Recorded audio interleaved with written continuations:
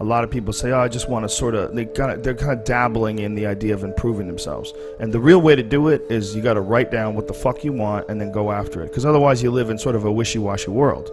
You know, if you decide, I'm going to get down to bang, I'm going to do this, I'm going to run a marathon in less than 5 hours, I'm going to, you know, whatever the fuck it is, you got to write that shit down and go for it. What I tell people is the best advice that I've ever heard, it's the best advice I ever came up with, is that live your life like you're the hero in your movie. And right now is when the fucking movie starts and your life is a shitbag disaster. Pretend that's you. Pretend you are, right now, you're in the part of the movie that starts and it shows you as a fucking loser.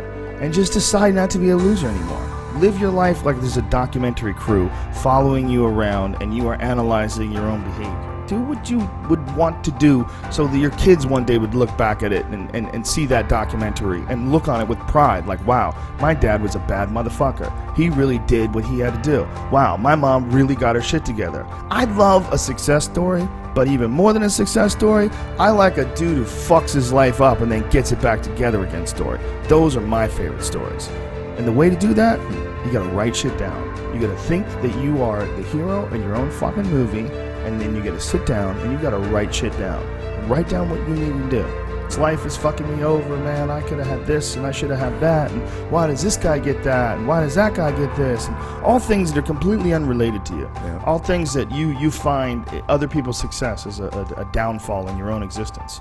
Instead of being inspired, instead of choosing to be positive, instead of like improving constantly on the direction of trying to achieve whatever the fuck you have written down, you just sit around and spiral. You know, there's nothing more miserable than sitting around someone who's fucking complaining all the time. It is one of the most annoying things ever. Everybody hates it. When someone just sits around and they complain about their life and they don't do jack shit about it. And you tiptoe around it, you don't know what to say. Well, she gets upset when you bring that up. I don't want to bring that up. And you want to go, you fucking crazy bitch, you know what's wrong with your life. Yeah. Stop announcing it to everybody else and go out and fix that shit.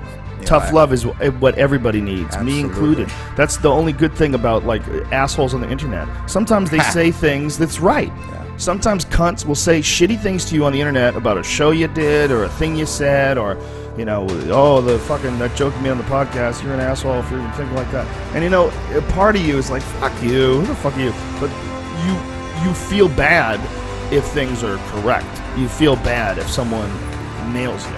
You feel bad if you really did.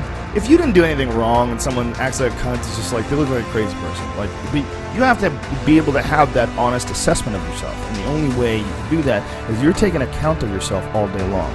You're taking account. You're writing down what the fuck you need to do. You're doing it. You have a mindset that you want to maintain throughout the day. Don't let the world maintain your mindset. You choose what mindset that you're going to maintain. And I fucking do that for sure.